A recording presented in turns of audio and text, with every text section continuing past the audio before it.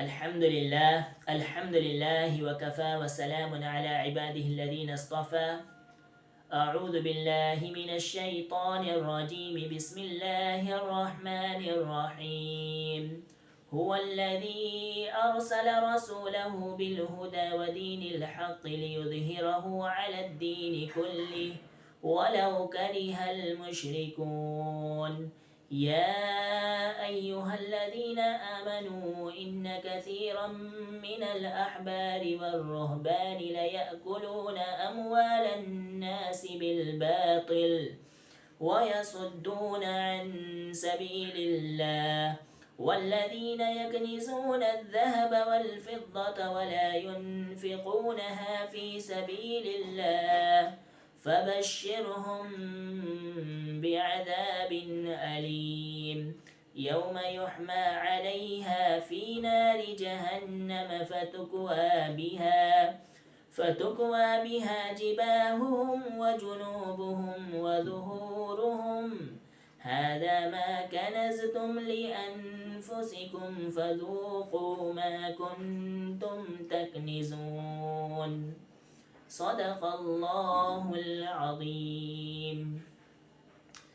سورہ توبہ سے میں نے آپ کے سامنے یہ آیتیں تلاوت کی ہیں جس کا ترجمہ یہ ہے کہ اسی نے اپنے رسول کو بھیجا ہے ہدایت اور دین حق کے ساتھ تاکہ اس کو سارے دین پر غالب کر دیں خواہ یہ مشرکوں کو کتنا ہی ناگوار ہو.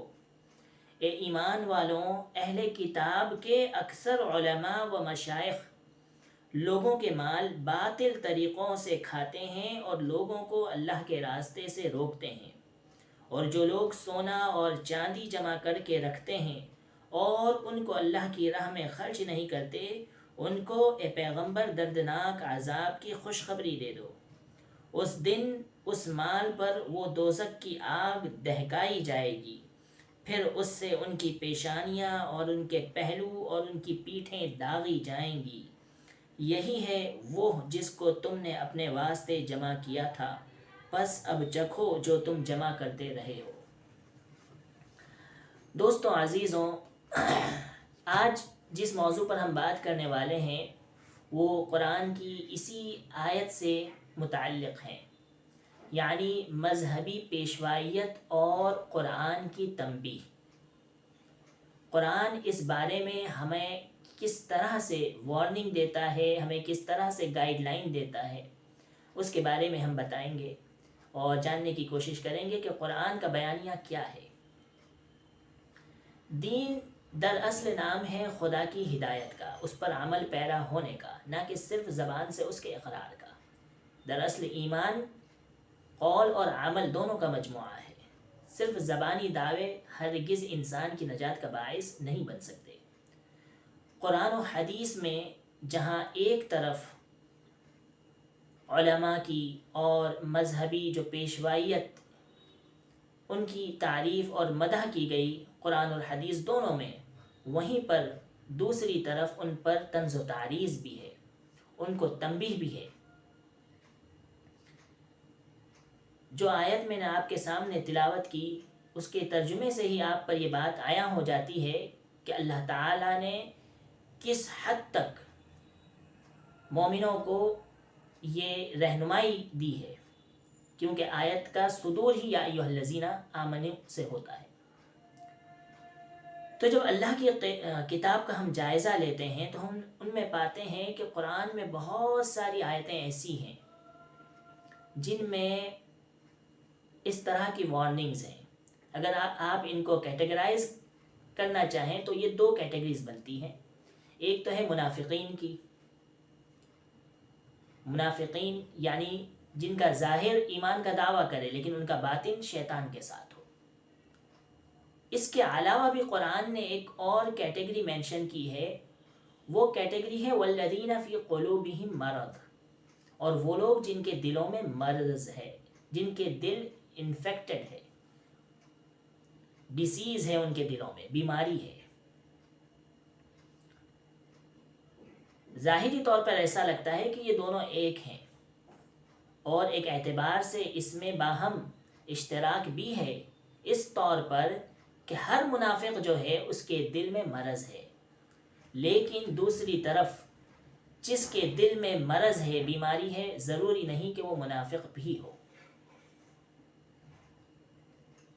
یہ دونوں ٹاپک بہت ہی طوالت چاہتے ہیں اس پر گفتگو کرنے کے لیے، اس لیے بہرحال ہم جو بات کہیں گے وہ آج دوسرے ٹاپک سے ریلیٹڈ ہے، یعنی وہ لوگ جن کے دلوں میں مرض ہے۔ اس بارے میں ہمیں بھی خوش فہمی میں مبتلا نہیں رہنا چاہیے، ہمیں بھی اپنی ذات کا جائزہ لینا چاہیے، ہمیں اپنے تزکیے کی فکر کرنی چاہیے، اپنا احتساب کرنا چاہیے، کیونکہ کم یا زیادہ مرض ہر ایک میں ظاہر ہے، موجود ہے۔ ہمیں اپنی اصلاح کی فکر کرنی چاہیے، چاہے کہ ہم دوسروں پر انگلیاں اٹھائیں۔ تو سب سے پہلے تقوی شعاری کی، اللہ سے ڈرنے کی، تزکیے کی میں اپنے آپ کو نصیحت کرتا ہوں، پھر دوسروں کو۔ تو خیر، یہ آیت جو ہے والذین فی قلوبہم مرض، یہ ایک الگ کیٹیگری ہے۔ اس میں وہ لوگ بھی شامل ہوتے ہیں جو اسلام کو اپناتے ہیں اپنی غرض سے، اپنے مفاد کی خاطر۔ ظاہر ہے کوئی اسلام کو اس لیے اپناتا ہے تاکہ اس کا معاشی ایک بیک گراؤنڈ بن سکے، یا کوئی اس لیے اسلام کو اپنانا چاہتا ہے کہ بھائی اس سے وہ کسی کے اوپر انتقام لے سکے۔ جیسا کہ یہود کی مثال میں آپ دیکھ سکتے ہیں کہ وہ دھمکی دیا کرتے تھے مدینہ کے لوگوں کو کہ ایک نبی آنے والے ہیں، جب وہ ہمارے میں آ جائیں گے تو ہم ان کے ساتھ مل کر تم سے جنگ کریں گے۔ تو یہ چیز اس کیٹیگری میں شامل ہو سکتی ہے، یعنی اپنی غرض اس میں شامل حال ہو، ریاکاری ہو۔ یہ ساری چیزیں کیا ہوتی ہیں؟ انفیکٹڈ دینداری، یعنی مرض والی دینداری، ٹھیک ہے نا؟ اور ایک ہوتی ہے حقیقی دینداری۔ تو ان دونوں کے درمیان فرق ہے۔ اللہ تعالیٰ اسی وجہ سے یہ جو دوسری کیٹیگری والے ہیں ان کو کہتا ہے کہ لِمَ تَقُولُونَ مَا لَا تَفْعَلُونَ، تم کیوں ایسی باتیں کہتے ہو جن کو تم کرتے نہیں۔ دوسری جگہ کہتا ہے كَبُرَ مَقْتًا عِنْدَ اللَّهِ أَن تَقُولُوا مَا لَا تَفْعَلُونَ، اللہ کے نزدیک سب سے زیادہ ناراضگی کی بات یہ ہے کہ تم کہو وہ باتیں جن کو تم خود انجام نہ دیتے۔ اسی طرح تَأْمُرُونَ النَّاسَ بِالْبِرِّ وَتَنْسَوْنَ أَنفُسَكُمْ وَأَنْتُمْ تَتْلُونَ الْكِتَابَ، بہت ساری آیتیں اس ضمن میں بیان کی جاتی ہیں۔ تو خیر، یہ تھی بات۔ اب ہم بات کریں گے اس آیت کی طرف قرآن میں جہاں پر یہ کہا گیا کہ یا ایھا الذین آمنوا ان کثیرا من الاحبار، کہ اے ایمان والو۔ یہاں پر غور کرنے کا مقام یہ ہے کہ اللہ تعالیٰ نے اس کی شروعات ایمان والوں سے کیوں کی، جبکہ ظاہر ہے اگر یا ایھا الذین آمنوا کو نہ لاتے اور صرف خبر کے انداز میں یہ کہہ دیتے ان کثیر من الاحبار والرہبان لیأکلون اموال الناس، تو بھی بات کافی تھی۔ نہیں، لیکن اللہ تعالیٰ نے کیوں یا ایھا الذین آمنوا کا اضافہ کیا؟ تو علماء لکھتے ہیں تنبیہا و تبصیرا، متنبہ کرنے کے لیے، بصارت دینے کے لیے، تاکہ آپ کی آنکھیں کھل جائیں اور آپ چوکن نہ رہیں۔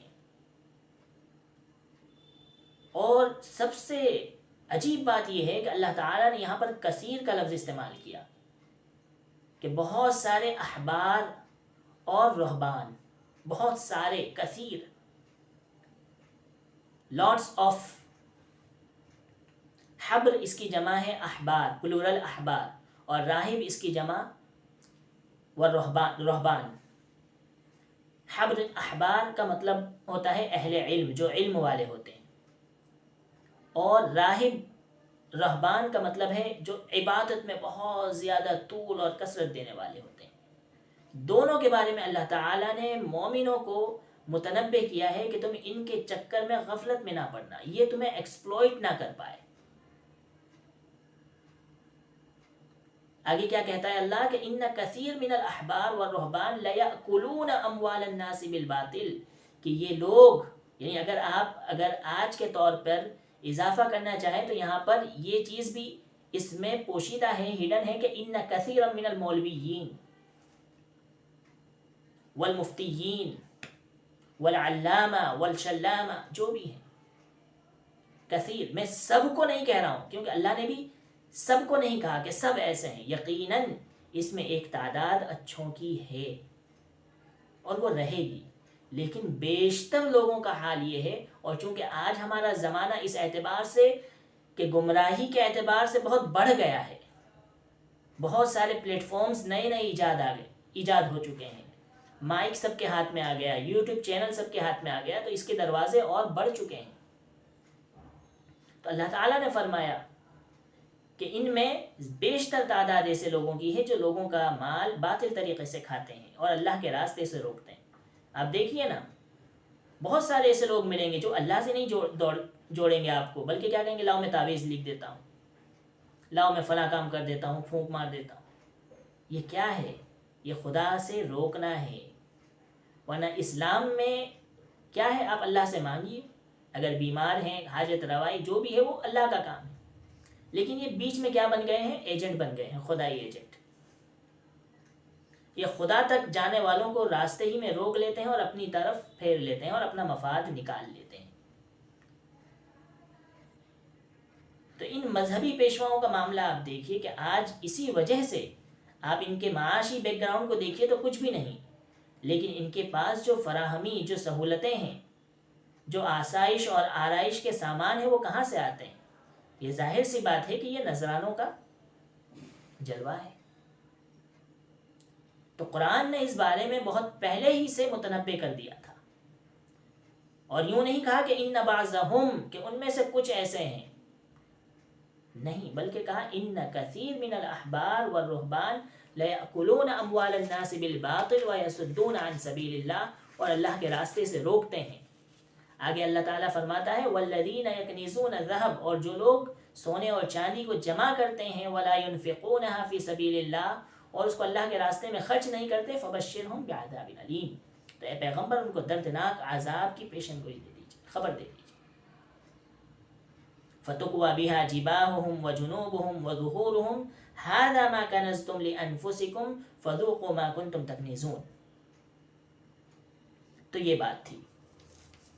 اسی ضمن میں خود یہ تو قرآن کی رہنمائی ہو گئی، اور رسول اللہ صلی اللہ علیہ وسلم نے بھی اس بارے میں پوری طرح سے امت کو واضح رہنمائی دی ہے. حدیث شریف میں آتا ہے، اللہ کے رسول صلی اللہ علیہ وسلم نے فرمایا کہ لَتَتَّبِعَنَّ السَّنَنَ مَنْ كَانَ قَبْلَكُمْ حذو القذة بالقذة. آپ علیہ الصلوۃ والسلام نے فرمایا کہ تم لوگ انہی لوگوں کے راستے پر چلو گے جو تم سے قبل تھے. صحابہ نے پوچھا الیہود یا رسول اللہ، یہود والنصارى یا رسول اللہ.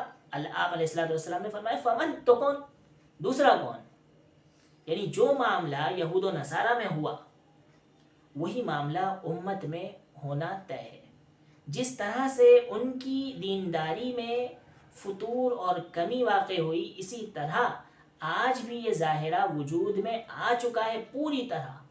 اس میں ذرہ برابر بھی شک کی گنجائش نہیں.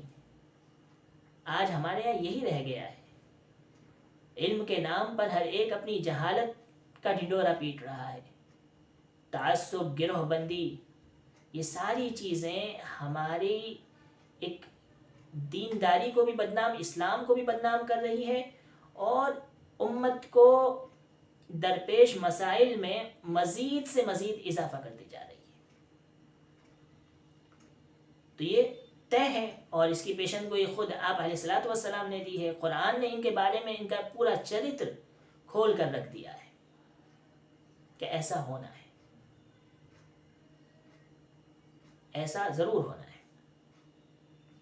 اسی وجہ سے ایک صحابی کی مثال میں آپ کے سامنے بیان کرتا ہوں کہ اسی فتنوں کے ذیل میں جو سب سے زیادہ ماہرین جو صحابہ تھے، ان میں ایک نام آتا ہے حذیفہ بن الیمان کا. تو وہ جب ایک جگہ گئے تو ان سے سوال کیا گیا سورہ مائدہ کی آیات کے بارے میں، جن کو آیات تحکیم کہا جاتا ہے. وہ آیات ہیں وَمَن لَّمْ يَحْكُم بِمَا أَنزَلَ اللَّهُ فَأُولَٰئِكَ هُمُ الْفَاسِقُونَ فَأُولَٰئِكَ هُمُ الظَّالِمُونَ فَأُولَٰئِكَ هُمُ الْكَافِرُونَ. تو ایک شخص اس میں سے بول اٹھا کہ ہوتا ہے ایسا کہ بھائی ایک بڑے صحابی آئے ہیں، تم ان سے کوئی بڑے اس کی بات کرتے ہو. وہ فوراً بول اٹھا کہ هذا فی بنی اسرائیل، کے بنی اسرائیل سے متعلق ہے. تو صحابی نے فوراً جواب دیا نعم الاخوة بنو اسرائیل لکم. ان كانت كل حلوة لكم وإن كانت كل مرة لهم، کہ بنو اسرائیل تمہارے کتنے ہی اچھے پیارے بھائی ہیں کہ سارا جو کڑوا کڑوا ہے وہ ان کا ہے اور سارا میٹھا میٹھا جو ہے وہ تمہارا ہے۔ اس کا مقصد یہ تھا، اس کا مطلب یہ تھا کہ بھائی قرآن میں بتایا گیا ہے کہ تم اسی ڈگر پہ جاؤ گے، تم اس معاملے سے چوکنا رہنا۔ ہمارے ایک استاد تھے ندوے میں، جب ہم نے پڑھا تو سورہ فاتحہ کی تفسیر میں بتا رہے تھے کہ بھائی غیر المغضوب علیہم ولا الضالین، غیر المغضوب سے یہاں پر شیعہ ہیں اور ضالین سے مراد بریلوی ہیں۔ بڑے عالم۔ تو یہ چیزیں ایسا نہیں بھائی، تو اس کا کیا مقصد ہے؟ وہ تو آپ ہونے والے نہیں، آپ نہ شیعہ بننے والے ہو نہ بریلوی بننے والے ہو، تو اس آیت کا تعلق آپ کی ذات سے کیا؟ ہمیں اپنے اندر جھانک کے دیکھنا ہے کہ ہمارے اندر کیا وہ عوامل ہیں، ہمارے اندر کیا وہ عادات ہیں جو خدا کے غضب کو دعوت دیتی ہیں، ہمارے اندر کیا چیزیں ہیں جو ہم کو راہ حق سے ہٹا کر گمراہی میں ڈھکیل رہی ہیں، ہم اپنے لیے مانگ رہے ہیں۔ تو صحابی فوراً سمجھ گئے، انہوں نے کہا نعم الاخوۃ بنو اسرائیل لکم، بنو اسرائیل کتنے اچھے بھائی ہیں تمہارے، سارا جو بھی معاملہ ہے وہ ان کے لیے اور سارا میٹھا آپ کے لیے۔ تو یہ خوش فہمیاں ہے میرے بھائی، اس سے بچنے کی ضرورت ہے۔ تو عزیزوں، ہم بات کر رہے تھے کہ آخر کیا وجہ ہے کہ جو ہماری مذہبی پیشوائیت ہے وہ ایزیلی مسلمانوں کو، عام عوام کو، عام جنتا کو، مینگو پیپل کو ایکسپلوئٹ کرنے میں پوری طرح کامیاب نظر آتی ہے۔ اگر آپ مولوی ہیں، آپ کو بولنے کا ہنر آتا ہے، آپ چلانا جانتے ہیں، آپ بھیڑ اکٹھا کرنا جانتے ہیں، تو یقین کریے 1 سال کے اندر آپ ایک بنگلو تعمیر کر سکتے ہیں، بڑی گاڑیوں میں آپ گھوم سکتے ہیں اور آپ کا بینک بیلنس ٹھیک ٹھاک کر سکتے ہیں۔ بہت آسان ہے، کوئی مشکل نہیں، کیونکہ ہماری قوم کے پاس پیسوں کا کوئی مسئلہ نہیں ہے، بہت پیسہ ہے، بہت روپیہ ہے، انہیں کوئی صحیح مد نہیں ملتی جہاں پر وہ خرچ کریں، ہر آدمی اپنے حصے سے وہ لوٹ کے چلا جاتا ہے، انہیں ایکسپلوئٹ کرتا ہے، اور یہ عام بات ہے ہم مسلمانوں میں خصوصی طور پہ، جیسا کہ آپ کو خود اللہ کی کتاب سے پتہ چلتا ہے۔ تو میں سمجھتا ہوں کہ اس کے پیچھے جو معاملہ ہے، جو سب سے بڑا ایلیمنٹ ہے، وہ ہے قدوسیت، ہولینس۔ چونکہ مذہب ایک مقدس چیز ہے، تو مذہب کے ماننے والے بھی کیا ہو جائیں گے؟ مقدس ہو جاتے ہیں، وہ مقدس سیٹ پر جا کر براجمان ہو جاتے ہیں۔ اور جب معاملہ یہ آ جائے تقدس کا، تو پھر عقل کے دروازے بند ہو جاتے ہیں۔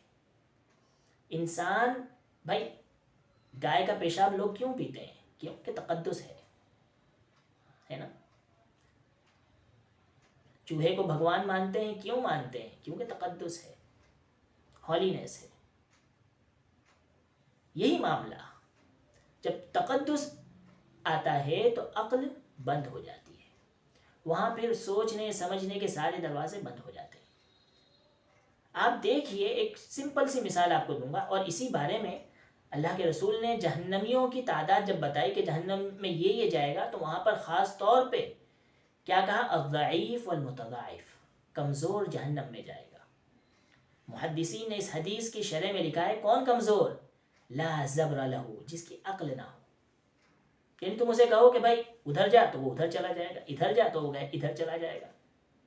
ہوتا ہے نا یہی حال علماء کے معاملے میں۔ اگر تم نے عقل کو چھوڑ دیا ہے تو یقین جانو خدا کے ہاں تم جواب دہ ہو۔ یہ جو عوام ہے یہ بڑی چالاک ہے، زندگی کے اپنے ہر معاملات میں پھونک پھونک کر قدم رکھتی ہے، معاشی مسائل ہو، شادی بیاہ کے مسائل ہو، دیگر مسائل ہو، سب میں عقل کا استعمال اول درجے پر رکھتی ہیں، سوائے مذہبی معاملات میں۔ وہ کیا کرتی ہیں؟ بس جو پیر صاحب نے کہہ دیا، جو حضرت نے کہہ دیا، جو مرشد نے کہہ دیا، جو علامہ نے کہہ دیا، جو شلامہ نے کہہ دیا۔ ارے بندے مارے جاتے ہیں عزیزوں، بندے مارے جاتے ہیں۔ مشعل خان کو مار ڈالا گیا، ممتاز قادری نے سلمان تاثیر کو قتل کر دیا، کسی کو گستاخ رسول قرار دے کر اسے مروا دینا، یہ ہمارے علماء کا کام ہے۔ اور لوگ بھیڑ کے بھیڑ جانوروں کی طرح ان پر ٹوٹ پڑتے ہیں اور مار ڈالتے ہیں۔ بڑے بڑے ملکوں میں دیکھیے حکمراں کے خلاف بغاوت پر اکسانا ہمارے علماء کا ایک نمایاں رول رہا ہے۔ جبکہ اسلام میں حکومت کے خلاف خروج کرنا حرام ہے، حرام ہے، حرام ہے، باوجود اس کے۔ تو یہ سب کیوں ہوتا ہے؟ قدوسیت، ہالینس۔ چونکہ علماء قرآن قال اللہ وقال الرسول کے الفاظ بولتے ہیں، اس وجہ سے لوگ سمجھتے ہیں کہ یہ آدمی کیسا ہو سکتا ہے، یہ کوئی برائی نہیں کر سکتا، یہ گمراہ نہیں ہو سکتا، یہ فاسق نہیں ہو سکتا، یہ فاجر نہیں ہو سکتا، یہ جھوٹا نہیں ہو سکتا۔ لیکن ایسا نہیں ہے۔ اسلام نے کلیئر ڈکلیریشن پاس کیا ہے کہ معصوم صرف اور صرف انبیاء، اس کے علاوہ کوئی نہیں۔ ہر انسان اپنی حیثیت میں انسان ہے، خطا کار ہے، غلطی کر سکتا ہے۔ اس میں کوئی شک نہیں کہ اللہ تعالیٰ نے کثیر کہا، بہت زیادہ تعداد، ٹھیک ہے نا، بعض نہیں کہا، زیادہ۔ ان میں کچھ ہوں گے اچھے، لیکن بیشتر تعداد ایسے ہی لوگوں کی ہوگی، ایسے ہی علماء کی ہوگی۔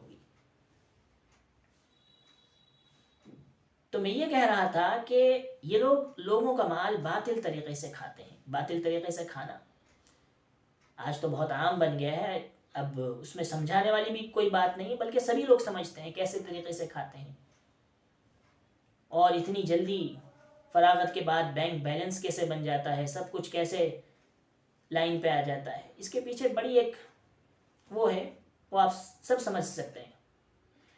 لیکن یہ جو عوام ہے، دراصل غلطی اس کی ہے، اور خدا کے یہاں ان عوام کی پکڑ ہوگی، یہ چھوٹ نہیں سکتی۔ آپ کہیں کہ نہیں ہم تو بھائی، تو قرآن میں سورہ اعراف پڑھ لیجیے آپ کہ اِنَّا كُنَّا لَكُمْ تَبَعًا، کمزور کہیں گے طاقتوروں سے ہم تو تمہارے تابع دار تھے، تم جیسے کہتے گئے ہم ویسا کرتے گئے۔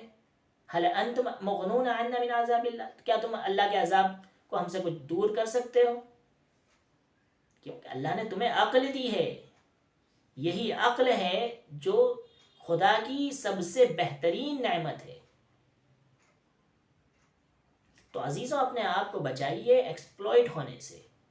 علماء کا احترام، علماء کا اکرام، سب کچھ ضروری ہے، لیکن جہاں معاملہ استحصال کا ہے وہاں چوکن نہ رہیے۔ اپنے مال کو، اپنی جائیداد کو جہاں پر خدا نے مدد بتائی ہے ان میں لگائیے۔